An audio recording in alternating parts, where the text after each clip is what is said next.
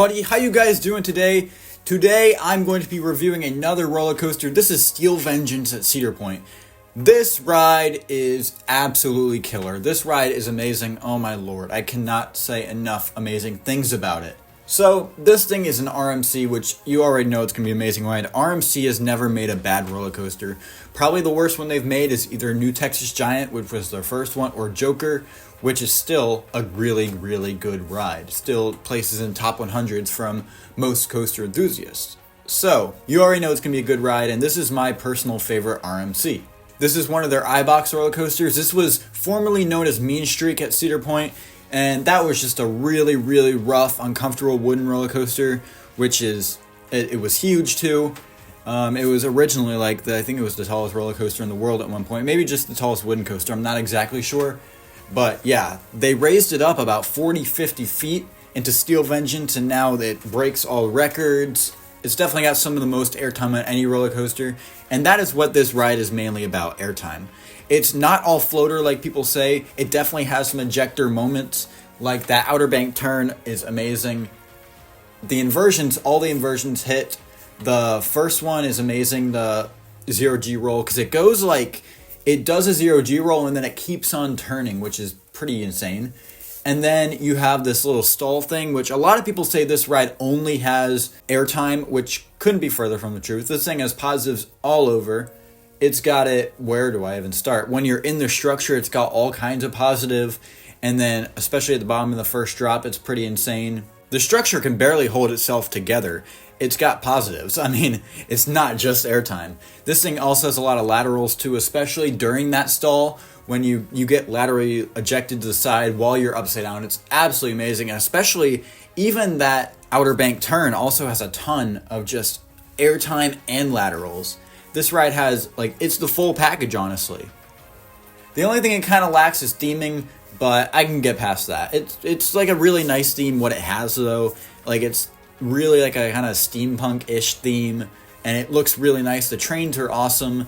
The queue line is themed to steampunk. It looks steampunky, and even with just the structure, it gives that feel. This ride is just absolutely amazing. There's not much I would ever really say bad about it. It's also really, really long too.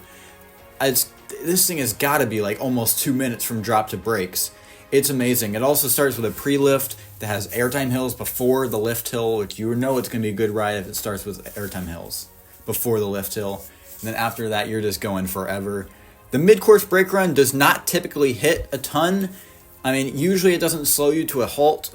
I know sometimes it doesn't slow you at all. Sometimes it slows you down a little bit. That's what I got. And sometimes it does slow you to a halt, but I have never experienced it that way.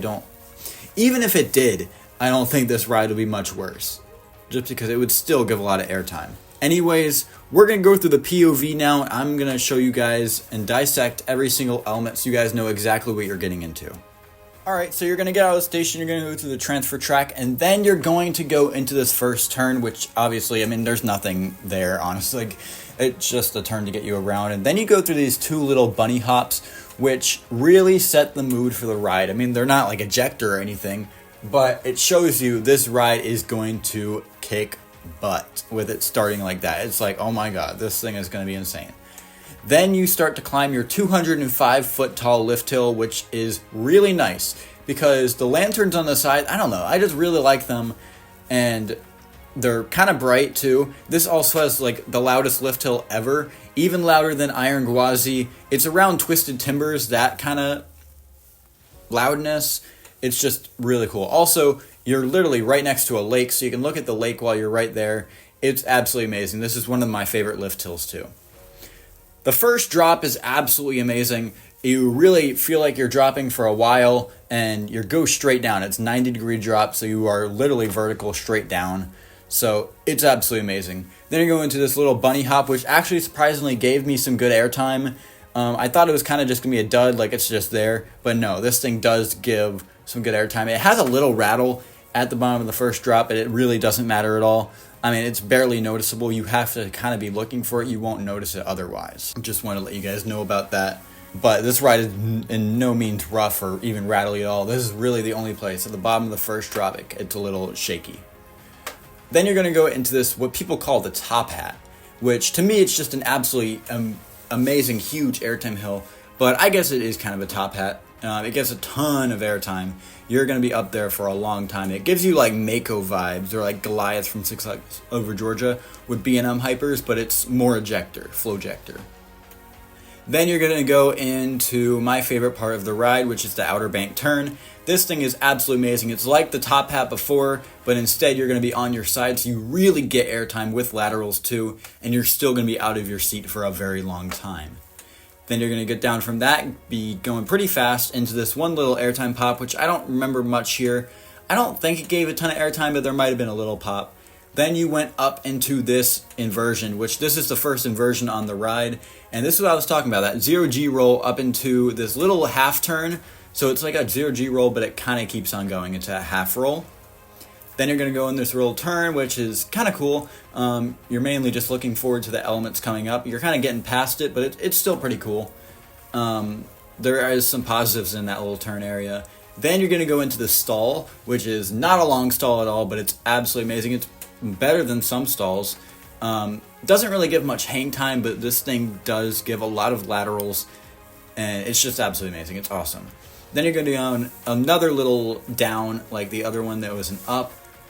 Again, doesn't give much, but it could give a little bit of airtime. Don't really remember that. The next double up is definitely going to give you airtime. This first up is going to give you a ton of airtime. You're going to get a very sharp piece of ejector airtime right there, and then you're going to go into the mid-course brake run. I don't remember a ton of airtime going into the mid-course brake run, but it could definitely be there. And then, of course, you don't know how slow you're going to go. You may not get touched at all by the mid-course. You could get like almost stopped. So I guess you'll see. You'll do a little turn into the drop off the mid-course, which is also absolutely amazing, especially in the back row. This ride is definitely a back row ride, and this drop is no exception. Then you're going to go into, I don't honestly know the rest of the ride like by heart, so I'm just going to let it go through this POV. It's really amazing. You just keep on going. This ride, you think it's going to end right here, but no. It keeps on going. It's absolutely amazing. The one part that is notable towards the end of the ride is the end part of airtime hills, which is absolutely amazing. There is a ton of airtime hills. It's like boom, boom, boom, and they're all ejector. This thing will give you bruises on your thighs, not only from the other elements, but from this too. Then you're going to hit the brake run, and that is Steel Vengeance. This ride is absolutely amazing. This is definitely one of the best roller coasters in the world, if not the best. I just can't say enough good things about it. Of course, you guys already know I'm going to give this ride a 10 out of 10. I don't give a ton of rides a 10 out of 10, but this ride really does deserve it. You need to immediately, if you have not ridden this ride or haven't been to Cedar Point at all, go ride this ride and get out to Cedar Point. I promise it will be worth it. But I want to hear you guys' opinions on Steel Vengeance in the comments below, and let me know which roller coasters you would like to see reviewed next. The merch link will be in the description below, and other than that, aim high, not low, and never quit. Peace.